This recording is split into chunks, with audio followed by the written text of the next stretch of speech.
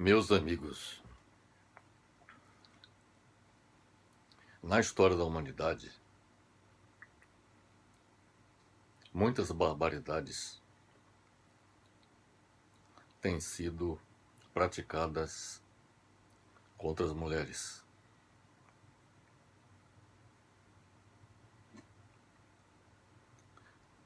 A começar da responsabilização de Eva, companheira de Adão, que, de acordo com o livro do Gênesis da Bíblia,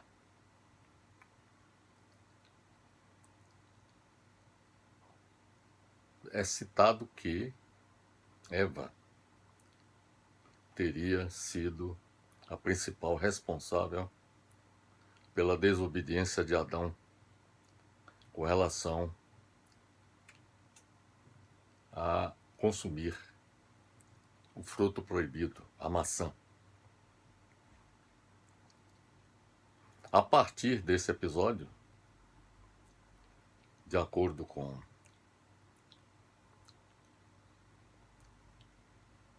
o que está exposto no livro do Gênesis, a mulher teve que pagar pelas consequências do seu ato, tendo que sofrer as dores do parto. Então, a dor do parto seria, digamos assim, uma penalidade sofrida pela mulher por conta da sua desobediência juntamente com Adão, em relação à determinação de Deus de não comer o fruto proibido.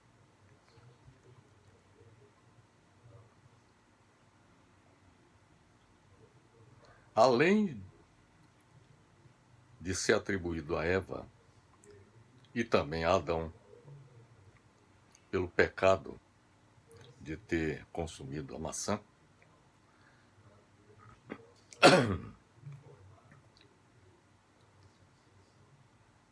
uma outra penalidade que foi colocada contra os dois, e consequentemente com relação a toda a humanidade, mas sobretudo com relação aos dois, em que tanto Adão e Eva, se não tivessem comido o fruto proibido, teriam vida eterna aqui na Terra. E o fato de ter comido a maçã, sob a influência de Eva, que atribuiu este fato a Satanás, através da serpente que a teria convencido a consumir a maçã juntamente com Adão, e isso teria contribuído para que ambos não tivessem a vida eterna no próprio planeta Terra, que teria sido construído por Deus. Então, a primeira grande barbaridade que se comete contra as mulheres começa com o fato de atribuir a Eva a responsabilidade pelo pecado. E por conta disso, ela teve que assumir, e todas as mulheres que a sucederam ao longo dos tempos tiveram que assumir o ônus da dor do parto.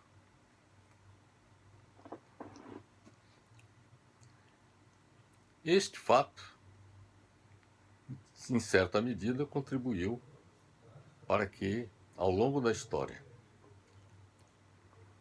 as mulheres fossem mal vistas Na Idade Média, por exemplo, as mulheres foram acusadas de bruxaria e muitas delas foram levadas à fogueira da Inquisição, porque se atribuía ao Satanás a relação entre as mulheres bruxas e Satanás pelos males que elas vinham provocando naquela época.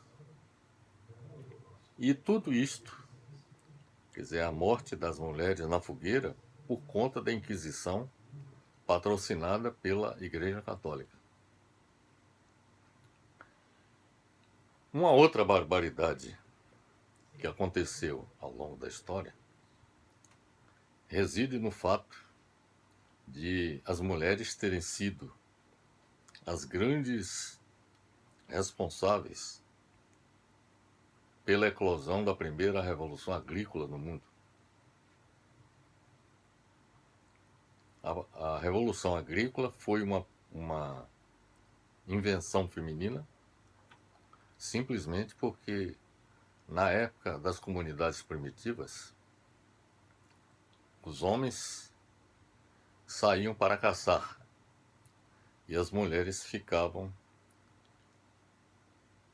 na área onde as comunidades viviam, cuidando dos filhos, mas ao mesmo tempo lidando com a alimentação de todos aqueles que estavam sob a sua responsabilidade. E naquela época, no período das comunidades primitivas, as mulheres, ao lidarem com as sementes, constataram que ao colocar as sementes no solo, na terra, elas brotavam o fruto ou os frutos exatamente daquela ação que elas tinham desenvolvido. Então a agricultura foi uma invenção feminina. E isto não tem sido devidamente reconhecido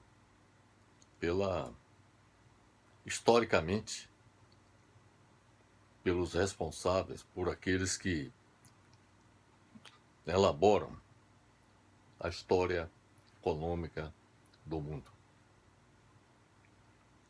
Então as mulheres realmente foram aquelas que inventaram a agricultura da forma como é praticada hoje, né? Vamos dizer assim. Elas foram que deram o pontapé inicial. Então temos que aqui reconhecer esse fato objetivo. Um outro aspecto que é importante observar com relação às barbaridades que se praticam contra as mulheres ao longo da história é que apenas no século XX é que as mulheres foi permitido às mulheres trabalhar na indústria, de modo geral, também no comércio e nos serviços. A agricultura sempre foi uma atividade em que as mulheres sempre estiveram presentes, desde o período das comunidades primitivas. É importante destacar que a atividade agrícola foi uma atividade que foi uma invenção feminina, vamos dizer assim, e que elas sempre estiveram presentes, como até hoje em dia. Muitas mulheres no Brasil e no mundo são responsáveis por grande parte da produção agrícola que se realiza em várias partes do mundo, inclusive no Brasil. Pegando, por exemplo, no Brasil, quer dizer, inclusive nos períodos em que a enxada era uma ferramenta bastante utilizada por todos na agricultura, elas também pegavam na enxada. Elas pegavam duro, não eram só apenas os homens que, digamos assim, enfrentavam o trabalho duro no campo, as mulheres também estavam presentes. Mas na atividade industrial, no comércio e nos serviços, a presença feminina só se fez acontecer a partir do século XX. E houve um episódio, digamos assim, de barbárie que foi fundamental para que as mulheres fossem convocadas para substituir os homens.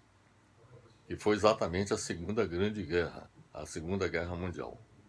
A Segunda Guerra Mundial, que mobilizou a quase totalidade dos homens, só os idosos e doentes, idosos e doentes, que não foram convocados para a guerra, mas as mulheres substituíram boa parte dos homens nas atividades ligadas à indústria, comércio e serviços, de tal maneira que elas os substituíram competentemente.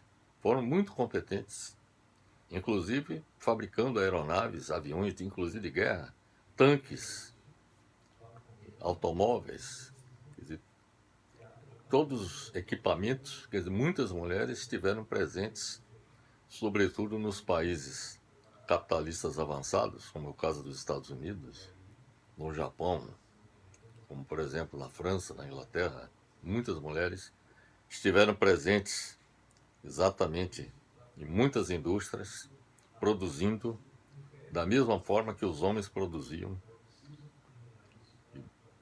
anteriormente. E o lamentável é que, depois da guerra, muitas mulheres foram demitidas para darem lugar aos homens. E este fato não deixa de ser também lamentável, porque sempre houve no mercado de trabalho uma discriminação muito grande em relação às mulheres, que sempre foram menos valorizadas do que o homem na execução do mesmo tipo de atividade. Além disso, elas sempre foram discriminadas pelo fato de terem que assumir a maternidade. Então, entre contratar um homem e uma mulher, muitas empresas preferiam contratar um homem simplesmente porque a mulher estava sempre propensa, muitas delas sempre propensa a assumir a gravidez. E isso, para a empresa, seria um ônus. E isso daí significou restrições à admissão de muitas mulheres no mercado de trabalho. E também, claro, que toda essa situação criou uma visão de que o trabalho do homem teria que ser mais bem remunerado do que o da mulher. E isso acontece até hoje. Até os tempos atuais, do século XXI, nós ainda convivemos com um mercado de trabalho em que as mulheres não recebem a mesma remuneração do que o homem para o mesmo tipo de atividade. Um outro ponto também que é importante destacar com relação à importância das mulheres está relacionada com um fato histórico ocorrido durante a Revolução Francesa. Durante a Revolução Francesa, naqueles momentos conturbados de 1789, quando, logo depois da queda da Bastilha, dia 14 de julho de 1789, quem se dirigiu para o Palácio de Versalhes para exigir que o rei Luís XVI e a corte se deslocasse para Paris, para lá assumirem suas responsabilidades na solução dos problemas enfrentados pelo país, foram as mulheres. As mulheres se dirigiram para o Palácio de Versalhes, invadiram o palácio, inclusive contaram com a resistência dos guardas palacianos e que foram mortos por elas. Muitas cabeças desses guardas palacianos foram levadas, que decapitaram muitos desses guardas, e foram levadas para Paris, acompanhando o cortejo, porque Luís XVI e toda a corte teve que se deslocar para Paris, nesse momento histórico da França, que foi um dos momentos mais memoráveis da história da humanidade. E foi a partir deste momento, eu diria até, poderíamos até considerar que foi a Revolução Americana de 1776 e a Revolução Francesa de 1789 foram as duas grandes revoluções que foram inspiradas pelas teses iluministas que defendiam o lema liberdade, igualdade e fraternidade. Então, esse episódio da Revolução Francesa, por sinal, é considerado na historiografia mundial como fato marcante e determinante da modernidade. Quer dizer, o que aconteceu nessa tomada do Palácio de Versalhes, de relevante, que eu quero aqui destacar, foi o papel fundamental exercido pelas mulheres. Além disto, quero também destacar que a própria eclosão da Revolução Francesa teve nas mulheres um papel fundamental, porque a fome que graçava no país afetava os filhos de todas essas mulheres francesas. E foram elas que, ao verem que não tinham como alimentar os seus filhos, pelas barbaridades que eram praticadas pela monarquia francesa, elas saíram às ruas também, lutaram com denudo, muitas delas foram mortas, exatamente para fazer prevalecer o lema da liberdade, igualdade e fraternidade, que serviu de base para a construção de todas as democracias no mundo. Bem, meus amigos, mas além dessas barbaridades todas que há pouco nós apresentamos a respeito das mulheres, sofrida pelas mulheres ao longo da história, é importante destacar que nós vivenciamos no momento mais uma outra grande barbaridade contra as mulheres, que é representado pelo feminicídio. E o tema que nós pretendemos abordar a partir desse momento tem o seguinte título: Em defesa das mulheres contra o feminicídio no Brasil e no mundo. Então é esse tema que iremos abordar a partir deste momento, e com isto queremos homenagear as mulheres, grandes sofredoras de todos os grandes problemas enfrentados pela humanidade. E nós, homens, nós seres humanos, de modo geral, nós temos a responsabilidade de defender as mulheres contemporâneas e também as mulheres que virão no futuro. Que, afinal de contas, as mulheres, elas sempre exerceram, e como exercem ainda hoje, um papel fundamental na formação de todos nós, seres humanos. Elas, além de gerarem no seu próprio ventre todos os seres humanos, homens e mulheres, que habitam o nosso planeta, elas têm sido também grandes artífices de muitas das grandes conquistas da humanidade ao longo da história. E aqui eu quero homenagear as mulheres abordando esse tema, porque é um tema da atualidade e é uma das barbaridades que se cometem hoje em todo o mundo, que é exatamente os crimes, vários dos crimes que se praticam contra as mulheres no Brasil e no mundo. Então, nosso objetivo, como já falei, é fazer a defesa das mulheres contra o feminicídio no Brasil e no mundo, apresentando as medidas necessárias à superação desse problema.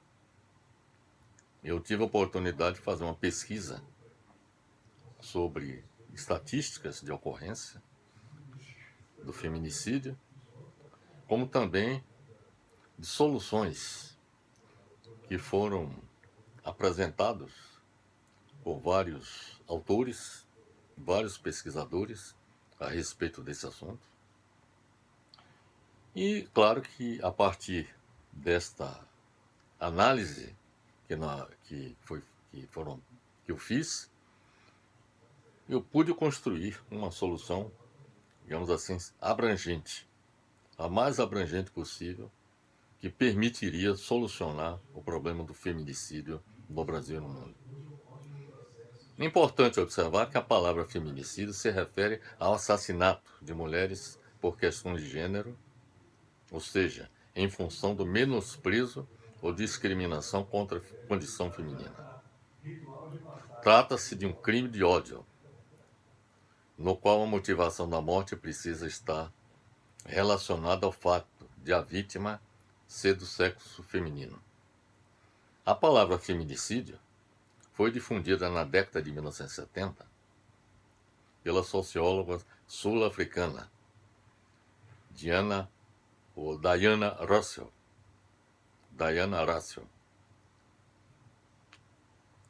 Em inglês, a expressão feminicídio é femicide.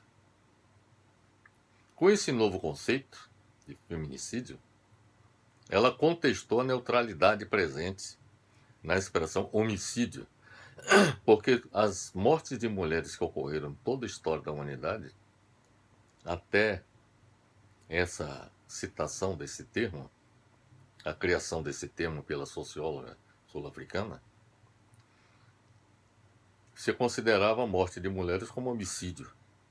E a palavra homicídio tem muito a ver com a raiz homem, quer dizer, ser humano, a morte dos seres humanos. Mas aí se misturava a morte de mulher com morte de homem, se tratava da mesma forma, como se não existissem diferenças relacionadas com a morte de homens e de morte de mulheres. Com esse novo conceito, ela contestou essa neutralidade dessa palavra homicídio, que contribuiria para manter invisível a vulnerabilidade experimentada pelo sexo feminino em todo o mundo. É importante observar que são caracterizados como feminicídio crimes como apedrejamento de mulheres por adultério, e isso ainda existe em várias partes do mundo, a mutilação genital, que também existe em várias partes do mundo, e os crimes em defesa da honra, entre outros. Significa também o assassinato de mulheres por seus maridos e companheiros, os estupros de guerra,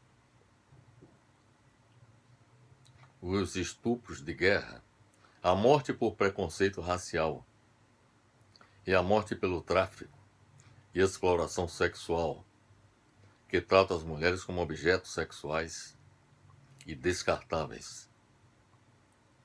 As mortes violentas por razões de gênero são um fenômeno global e vitimizam mulheres todos os dias. O mapa da violência do Conselho Nacional de Justiça, CNJ, do Brasil, mostra que o número de mulheres assassinadas aumentou no Brasil. Todos os dias, 13 brasileiras perdem a vida de forma violenta. 13 mulheres por dia perdem a vida de forma violenta. Mais de 83% por feminicídio, por aquelas causas que há pouco apontei. O Brasil ocupa mundialmente o 5º lugar em feminicídio, segundo o Alto Comissariado das Nações Unidas para os Direitos Humanos, que eu tive a oportunidade de pesquisar. O Brasil só perde para El Salvador, Colômbia, Guatemala e Rússia em número de casos de assassinato de mulheres. Entre 2003 e 2013, passou de 3.937 casos para 4.762, ou seja, em 10 anos, cresceu de 3.937 para 4.762 mortes. Em 2016, uma mulher foi assassinada a cada 2 horas no Brasil, em 2016. Em comparação com países desenvolvidos, no Brasil se mata 48 vezes mais mulheres que o Reino Unido, 24 vezes mais que a Dinamarca e 16 vezes mais que o Japão ou Escócia. Em todo o mundo, um total de 87 mil mulheres foram vítimas de feminicídio em 2017. 87 mil mulheres em todo o mundo foram vítimas de feminicídio em 2017, segundo o relatório publicado pelas Nações Unidas. Mais da metade delas, ou seja, 58%, cerca de 50 mil, foram assassinadas por conhecidos, ou seja, seus companheiros, ex-maridos ou familiares. Isso significa 6 feminicídios cometidos por conhecidos a cada hora em todo o mundo. 6 feminicídios cometidos por conhecidos a cada hora em todo o mundo. No mundo todo, em países ricos e pobres, em regiões desenvolvidas e em desenvolvimento, um total de 50 mil mulheres são assassinadas todo ano por companheiros atuais ou passados, pais, irmãos, mulheres, irmãs e outros parentes, devido ao seu papel e à sua condição de mulheres. Denuncia esse relatório das Nações Unidas. O documento elaborado pelo Escritório das Nações Unidas contra a Droga e o Crime, ONUD, ONUDD, indica que os assassinatos de mulheres por parte de seus companheiros faz com que o lar seja o lugar mais perigoso para as mulheres e é frequentemente a culminação de uma violência de longa duração e pode ser prevenida. Quer dizer, o lar é o ambiente onde se pratica mais violências contra as mulheres.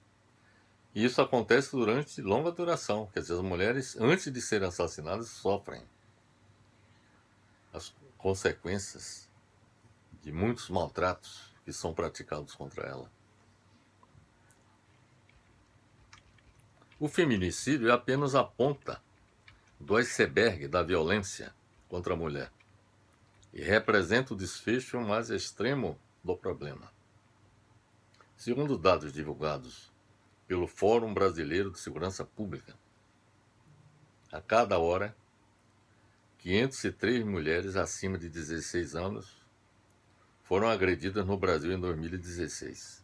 503 mulheres acima de 16 anos foram agredidas no Brasil em 2016. Isso representa um total de 4.400.000 casos em 2016 de mulheres, 4.400.000 casos de mulheres em 2016 agredidas do Brasil. Segundo o levantamento realizado, 3 em cada 10 mulheres brasileiras sofreram algum tipo de violência nos últimos 12 meses. A principal delas é a ofensa verbal, seguida de ameaça de violência física. Em 61% dos casos, o agressor é conhecido da vítima, sendo principalmente companheiros e ex-companheiros. Para fazer frente ao feminicídio, foi aprovada pelo Congresso Nacional a lei conhecida como Lei Maria da Penha, que é o principal marco jurídico na defesa da mulher no Brasil. Esta norma estabelece que todo caso de violência doméstica e intrafamiliar é crime, que deve ser apurado por meio de inquérito policial e remetido ao Ministério Público. Esta lei entende também que quando a mulher está em situação de violência, é dever do Estado atuar para sua proteção. A Lei Maria da Penha tipifica as situações de violência doméstica. Ela inclui tanto as formas de violência física como a doméstica, quando a agressão ocorre dentro de casa, e a psicológica, como calúnia, difamação ou injúria contra a honra ou a reputação da mulher. Os fatos da vida demonstram que, apesar da existência da Lei Maria da Penha, a violência contra a mulher continua crescente no Brasil. Isso significa dizer que algo precisa ser feito para evitar que o feminicídio continue em ascensão no Brasil e, por extensão, no mundo. O primeiro passo a ser dado consiste em identificar as causas da violência contra a mulher, a fim de determinar as soluções pertinentes. Então, um dos trabalhos de pesquisa que eu procurei realizar foi exatamente identificar quais são as possíveis causas de violência contra as mulheres. Porque só conhecendo as causas é que você pode adotar as medidas cabíveis, no sentido de superá-las. De modo geral, as causas de violência contra as mulheres no Brasil são as seguintes: a violência doméstica e intrafamiliar, ou seja, o que ocorre dentro de casa. Segundo, assassinato de mulheres por seus maridos e companheiros, ou ex-companheiros, né? A morte por preconceito racial. Muitas vezes, mulheres negras que são mortas também pelas duas coisas, mas também por preconceito racial. A morte pelo tráfico e exploração sexual. O tráfico de mulheres e a exploração sexual das mulheres. O uso das mulheres como objetos sexuais e descartáveis. E os estupros nas guerras. Então, o que eu quero dizer é o seguinte: cada uma dessas causas exige soluções específicas. E foi essa a minha preocupação ao identificar essas causas. Quais seriam as soluções que, na minha modesta opinião, deveriam ser utilizadas? Por exemplo, a violência doméstica intrafamiliar e o assassinato de mulheres por seus maridos e companheiros requerem, na minha opinião, como solução, a utilização da educação e a conscientização da população. É preciso que, desde criança,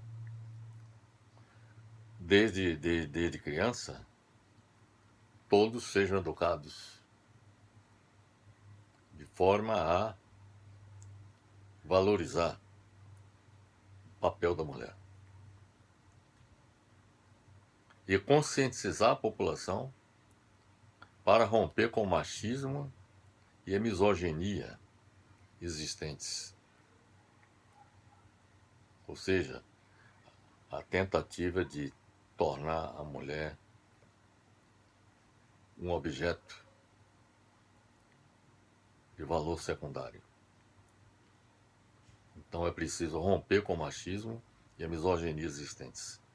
E a violência contra a mulher educando para a equidade, ou seja, a igualdade, né, entre o homem e a mulher, e a justiça, envolvendo a abordagem deste tema em sala de aula. É necessário que haja da parte das escolas, em geral, em todos os níveis, desde o infantil até o nível superior,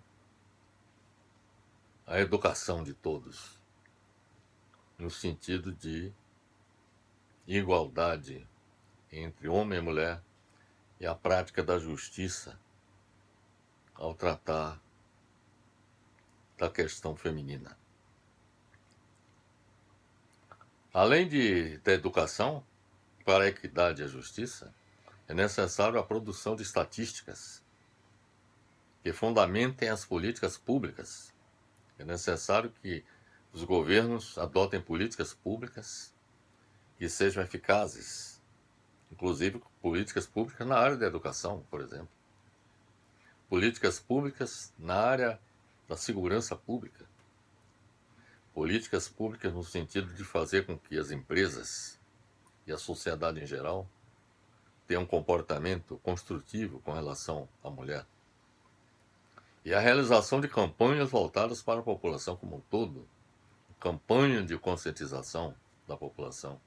E isso é fundamental que aconteça isso para que a violência doméstica intrafamiliar e o assassinato de mulheres por maridos e companheiros sejam pelo menos reduzidos, se não forem eliminados. Mas a ideia é tentar eliminar, que esses episódios desapareçam das estatísticas.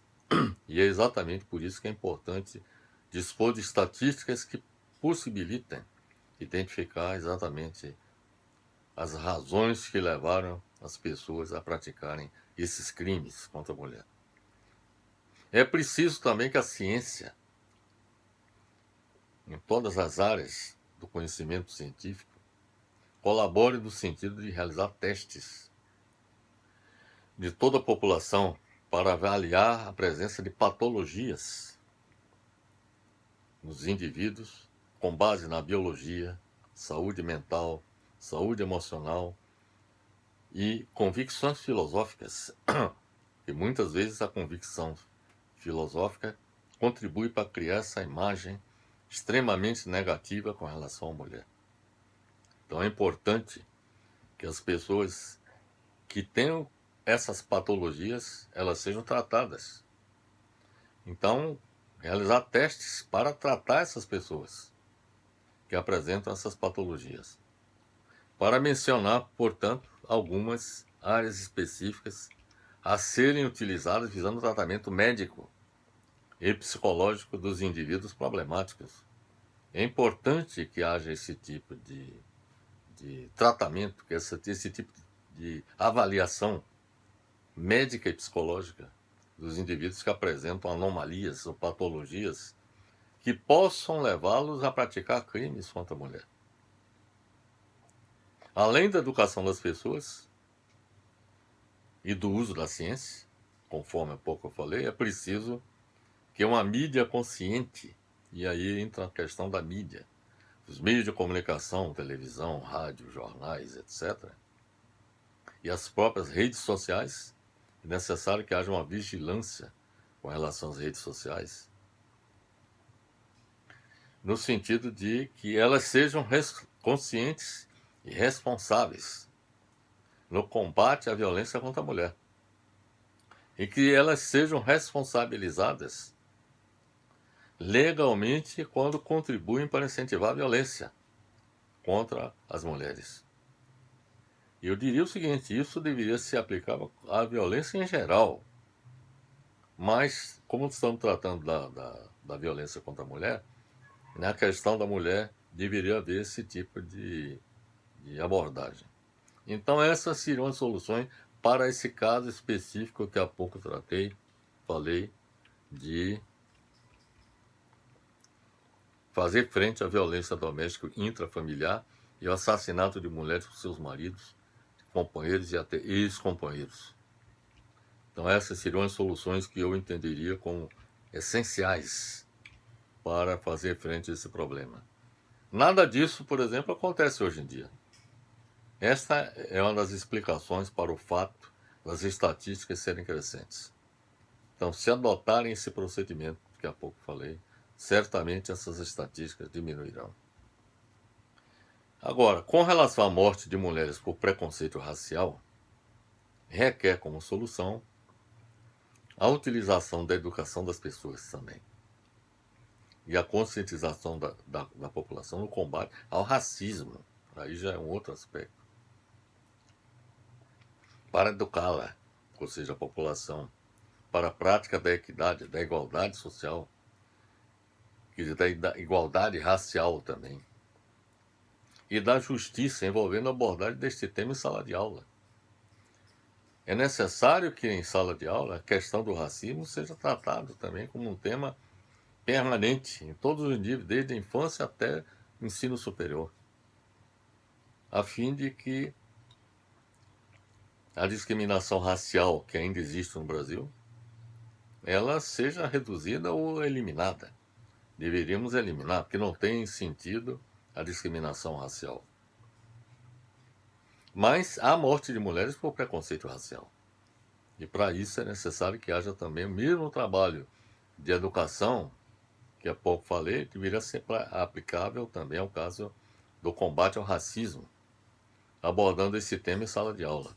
A produção de estatísticas que fundamentem as políticas públicas também com relação a essa área. E aí o trabalho da polícia, da segurança pública também. E outro também, o uso da mídia também no combate ao racismo, que elas ajam de forma responsável e que sejam responsabilizadas se porventura qualquer que seja a mídia, TV, rádio, jornal ou redes sociais, elas sejam responsabilizadas por incentivarem o racismo. Um outro problema que é a questão da morte de mulheres por tráfico e exploração sexual. Eu estou falando do tráfico de mulheres. Exploração sexual requer como solução a educação também das pessoas e a conscientização da população com relação a essa questão do tráfico e exploração sexual, abordando esse tema em sala de aula, da mesma forma que nós falamos anteriormente, abordando os temas que lhes falei há pouco, inclusive o último sobre o racismo. Então é necessário que esse tema também seja tratado na sala de aula. E que haja a produção de estatísticas que fundamentem as políticas públicas com relação a isso. E aí, com relação ao trabalho da segurança pública, no combate exatamente aos traficantes de mulheres. E também a mídia, também deve atuar, digamos assim, com um trabalho de conscientização. E legalmente ser responsabilizada se incentivarem o tráfico de mulheres. O uso de mulheres como objetos sexuais e descartáveis requer como solução também a educação e a conscientização da população, a fim de que as mulheres não sejam objetos sexuais descartáveis. Que haja produção de estatística, da mesma forma como os outros temas que nós há pouco falamos. E, além disso, o uso da mídia, que seja consciente e responsável, e que seja responsabilizada também, se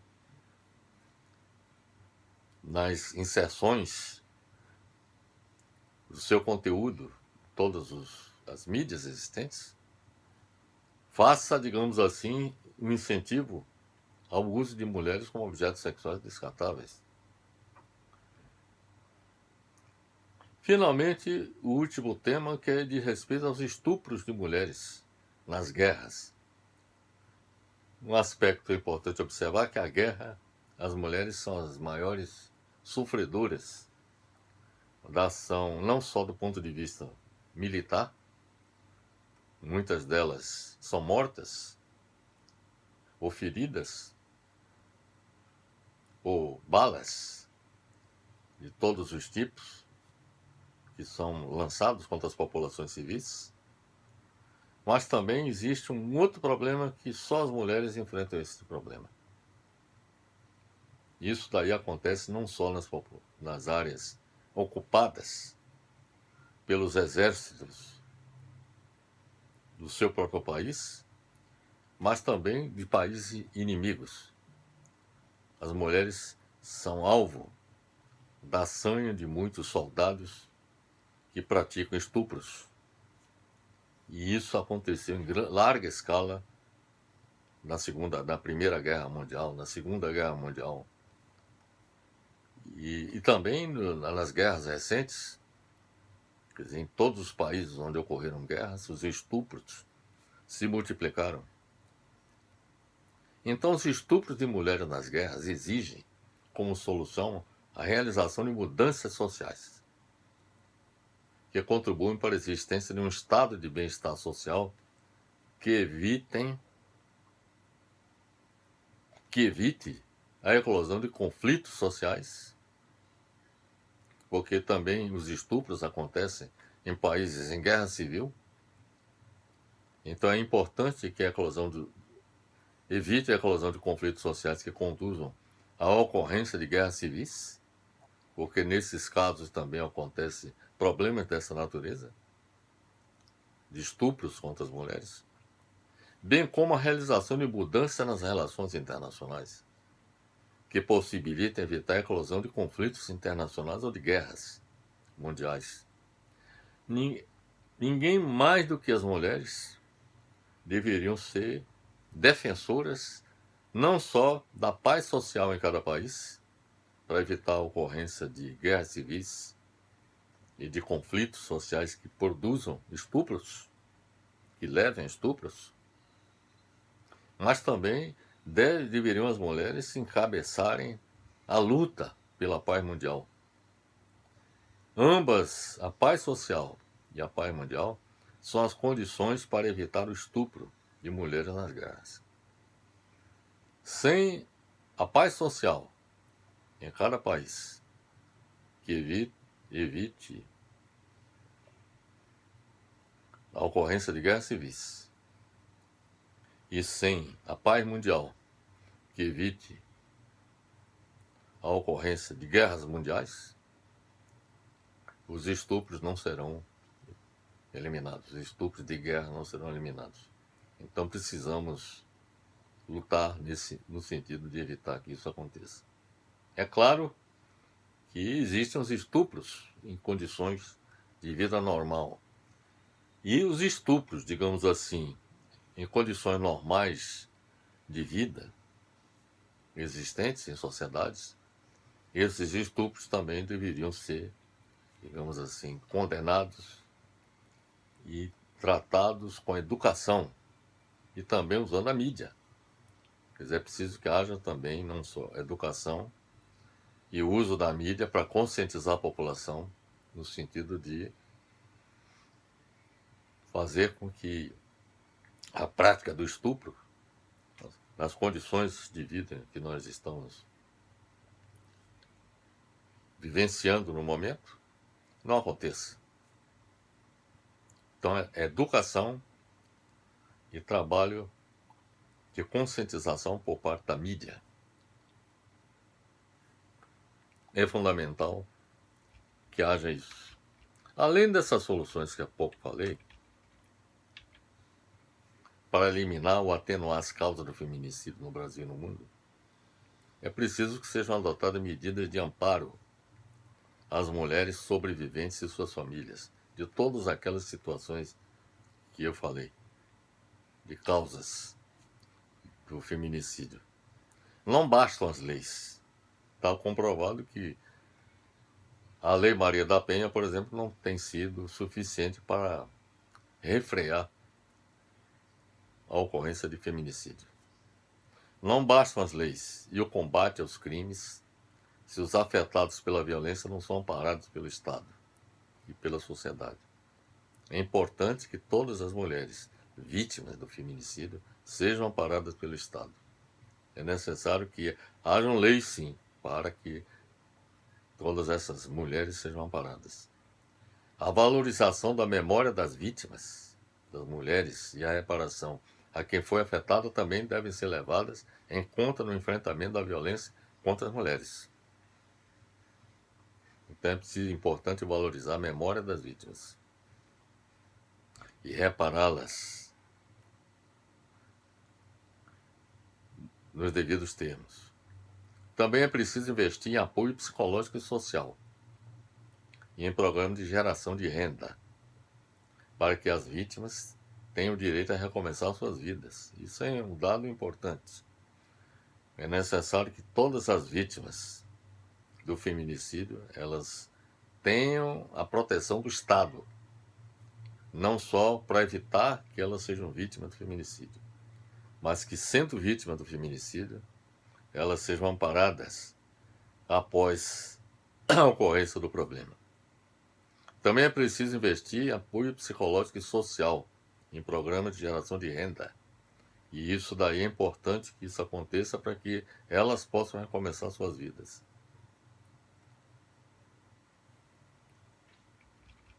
É importante também para que as mulheres tenham sucesso no combate ao feminicídio que exista um movimento feminista forte, que além de lutar pela igualdade de gênero em um país como o Brasil, onde as ideias de hegemonia masculina e os papéis de gênero rígidos têm raízes profundas, que batalhe pela adoção das medidas que há pouco lhes falei.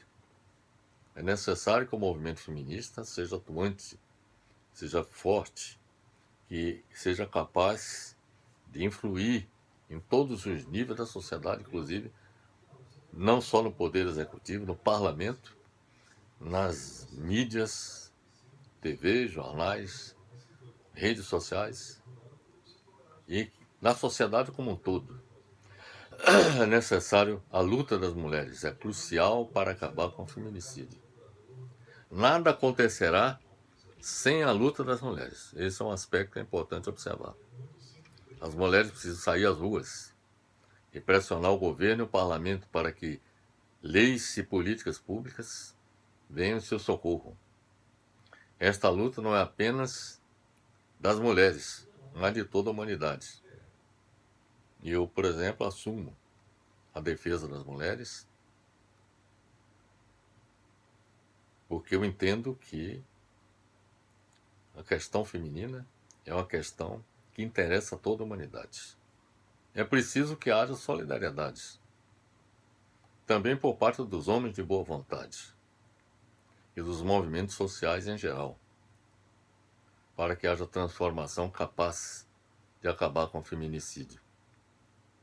Eu destaco a importância dos governos e parlamentos em todo o mundo na adoção de medidas que façam com que a educação e a ciência sejam colocadas a serviço do combate ao feminicídio.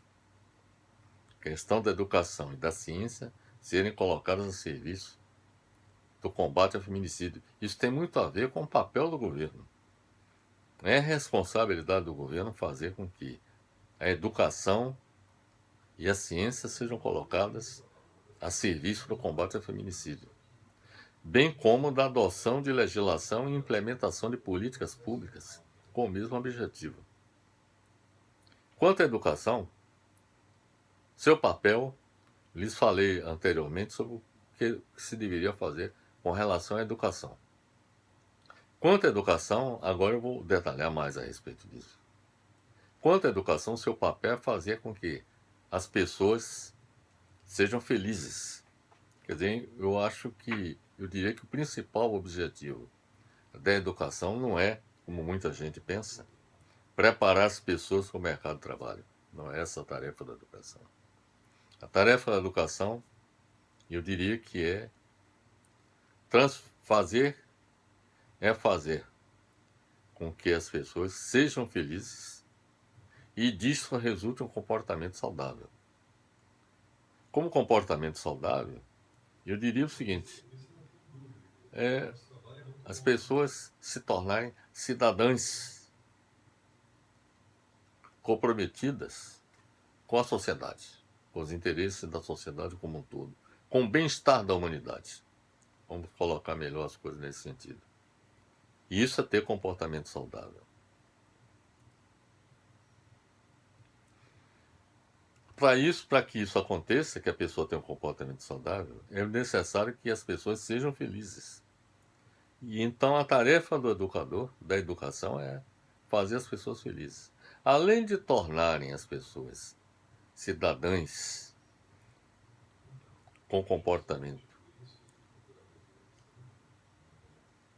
exemplar, do ponto de vista de perseguição dos interesses mais elevados da humanidade, a educação deveria, naturalmente, ao tornar as pessoas felizes, no sentido de que, ao transformá-las em pessoas felizes, fazê-las com um comportamento saudável, voltado para a defesa dos mais elevados interesses da humanidade, que essas pessoas também tenham um comportamento social colaborativo,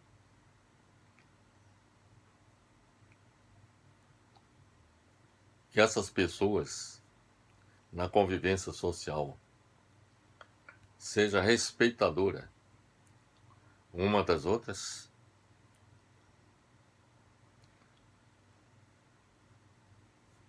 e que,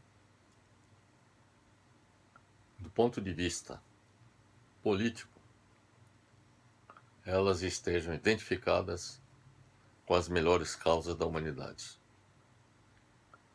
Para que isso aconteça, é necessário que a educação faça com que as pessoas sejam felizes. Quanto à ciência, o seu papel é de basear em uma abordagem multidisciplinar, com a contribuição da bioquímica, fisiologia, anatomia, biologia, nutrição, engenharia social, meio ambiente, saúde mental, saúde emocional, saúde espiritual, crenças filosóficas, epigenética, entre outros, contribuir para eliminar as causas da violência contra as mulheres. Mas eu colocaria a violência contra a humanidade como um todo. E, em particular, com as mulheres, em relação às mulheres, porque é um item específico que precisa ter um tratamento específico. Quanto à adoção de legislação e a implementação de políticas públicas, seu papel é o de contribuir também para eliminar as causas da violência contra as mulheres. No que diz respeito à educação, voltando ainda sobre isso, o principal trabalho do educador consiste em colaborar no sentido de fazer as pessoas felizes, como já falei, para se tornarem seres humanos de conduta social irrepreensível. Essa é uma preocupação que tem que haver por parte de todas as instituições de ensino. Não é só preparar as pessoas com conteúdo sobre as várias disciplinas, preparando-os para o mercado de trabalho. Não é esse o papel. E essa preocupação existe desde o ensino fundamental até o ensino superior. O fundamental é fazer as pessoas felizes. Encontrar, digamos assim, formas que permitam que cada um dos alunos, dos estudantes do ensino fundamental e ensino superior, se realizem como pessoas, como seres humanos. Esse é que é o papel fundamental da educação. A felicidade é uma conquista que se faz através da educação do indivíduo de si mesmo. E ela jamais será encontrada fora dele, do indivíduo. Para ser feliz, o indivíduo deve buscar o autoconhecimento. Esta é uma das questões que a educação, de modo geral, não vem tratando. Inclusive, com a ajuda do educador e do psicólogo. Então, o trabalho, por exemplo, da educação envolve dois aspectos. O trabalho da educação, ou seja, da transmissão de conhecimentos, mas também o trabalho do psicólogo. O sistema educacional deveria utilizar um dos ramos da psicologia, que se chama psicologia positiva, que trabalha mais as forças do que as fraquezas do ser humano. De modo geral, quando se pensa em usar o trabalho do psicólogo, se pensa em resolver problemas que eventualmente o indivíduo apresente. Mas a psicologia positiva é diferente. Esse ramo da psicologia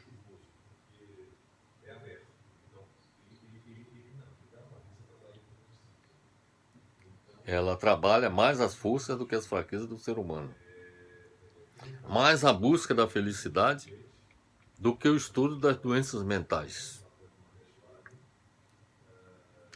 Explicar que tipo de projetos fazem efetivamente as pessoas felizes, esse é um dos aspectos importantes que cada instituição educacional deveria se preocupar. Explicar que tipo de projetos fazem efetivamente as pessoas felizes e que tipo de atitudes conduzem à felicidade ou a tornam impossível é um objeto da psicologia positiva, que é como disciplina descritiva e não normativa, se limita a identificar o que efetivamente faz as pessoas felizes. Então, através da psicologia positiva, é possível identificar o que efetivamente faz cada uma das pessoas se tornarem felizes, serem felizes. Então, é uma tarefa do educador, juntamente com o psicólogo, identificar e, a partir daí, trabalhar cada um dos alunos, cada um dos estudantes do ensino fundamental ao ensino superior, a fim de dotá-lo exatamente das capacidades que ele necessita para se tornarem felizes.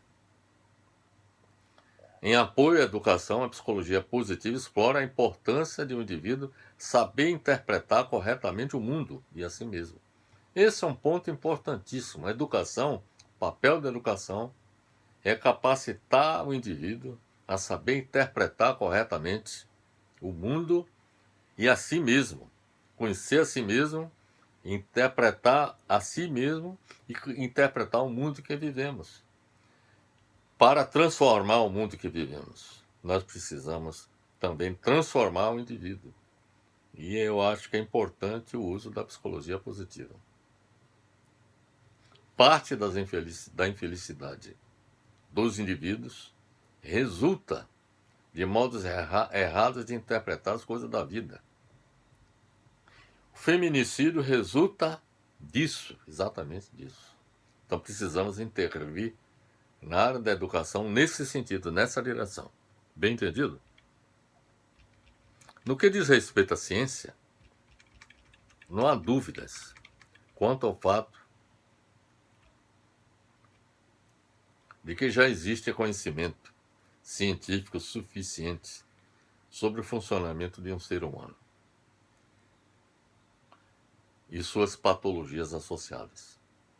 É claro que não é completo o conhecimento, porque nós ainda precisamos avançar ainda mais, principalmente no campo chamada neurociência.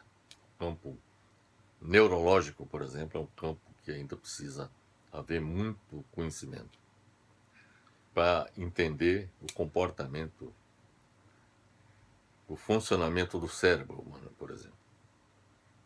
Existe a crença de que a ciência fornecerá respostas para o desconhecido. Essa é a visão que todos nós temos.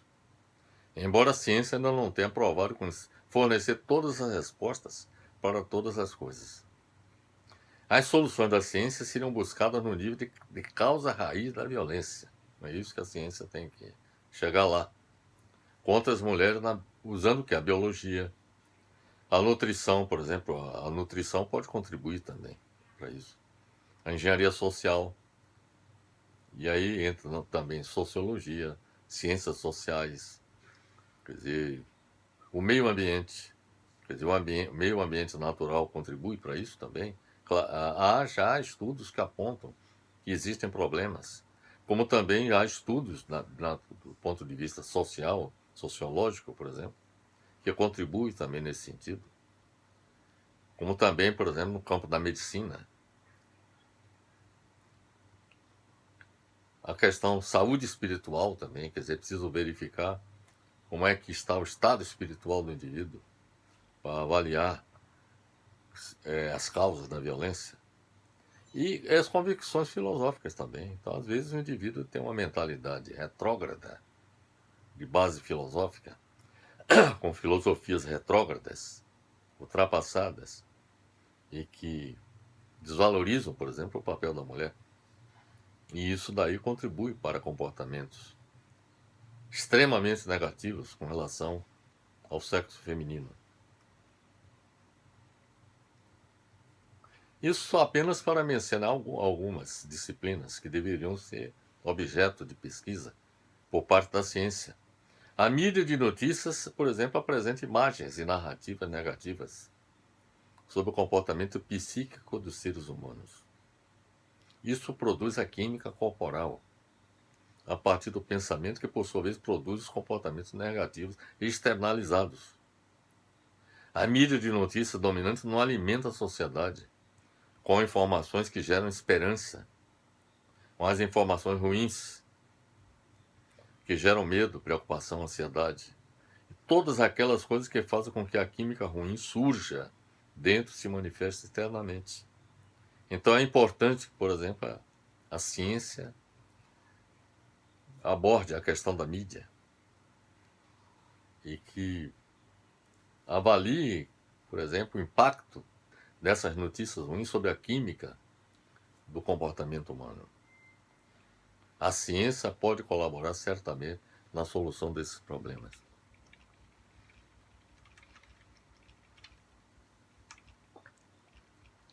Temos ciência suficiente, ciência confiável, com a qual trabalhar para eliminar a violência, gênero, o feminicídio. Nós temos todas as ferramentas que possibilitam aí fazer frente a isso. Não só com relação ao feminicídio, mas também com relação à violência em geral neste planeta. Nós temos as ferramentas que permitiriam fazer frente a isso. Em todos os campos do conhecimento. Eliminar visivelmente a violência de gênero e o feminicídio deveria ser apenas o começo, porque nós temos que eliminar a violência em geral. Deve ser um começo para eliminar a maior e mais destrutiva tentativa de dizimar o ser humano na Terra, que todos nós temos conhecimento. As mulheres, as meninas, os bebês devem viver em nosso planeta sem esses riscos, sem essas ameaças que há pouco eu citei. Cientistas de pensamento sóbrio e limpo e todos os outros detentores de conhecimento têm o dever moral para com a humanidade e eles próprios devem agir para reverter o dano que já foi feito contra as mulheres ao longo da história da humanidade. Quer dizer, todos os homens de pensamento e mulheres de pensamento, em suma, toda a humanidade deveria assumir essa responsabilidade. Porque não é possível que as mulheres continuem sendo tratadas do jeito como estão sendo tratadas. Reforça a necessidade de que as pessoas sejam pesquisadas aprofundadamente, com base em pesquisas baseadas em uma abordagem multidisciplinar, com a contribuição da bioquímica, fisiologia, anatomia, biologia, nutrição, engenharia social, meio ambiente, saúde mental, saúde emocional, saúde espiritual, crenças filosóficas, epigenética, entre outros, para identificar e eliminar as causas da violência contra as mulheres e os seres humanos em geral. Eu sou defensor da necessidade de que as pessoas sejam pesquisadas. É importante que os testes que hoje em dia muitos países adotaram e foram bem sucedidos no combate ao novo coronavírus, como é o caso da Coreia do Sul e da China, que realizam sistematicamente testes de toda a população. Nós deveríamos fazer testes de toda a população,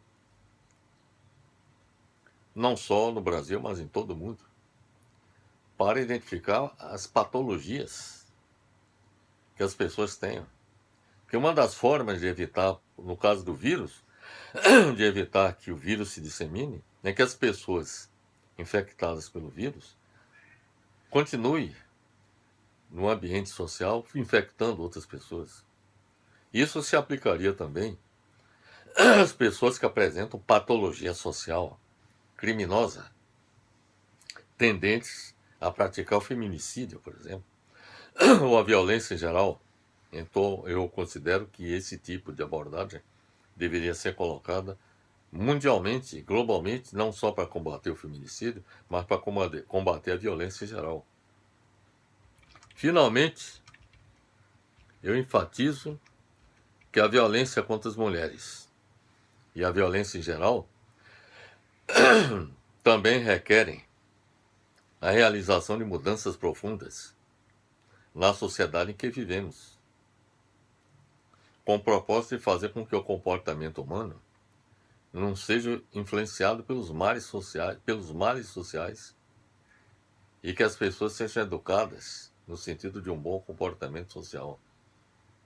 Essas mudanças devem fazer com que haja adoção de legislação e implementação de políticas públicas capazes de eliminar o feminicídio. Isso nós já ressaltamos há pouco. Portanto, devemos usar não só a educação e a ciência, mas também fazer mudanças sociais e educar as pessoas para que tenham um comportamento humano compatível com mais adequada convivência em sociedade. A mudança social a ser realizada é aquela em que a humanidade adotaria um modelo de sociedade que possibilite a convivência civilizada entre todos os seres humanos e promova em cada país, no mais alto grau, o progresso econômico, social e ambiental e a governança política democrática. Eu creio, meus amigos, que este tema que nós abordamos no dia de hoje é um tema que deveria ser abraçado por todos, homens e mulheres de boa vontade. Temos que dar um basta a esse processo que está vitimizando muitas mulheres no Brasil e no mundo. Precisamos valorizar as mulheres contemporâneas e as mulheres do futuro. E prestar nossas homenagens também às mulheres do passado, que foram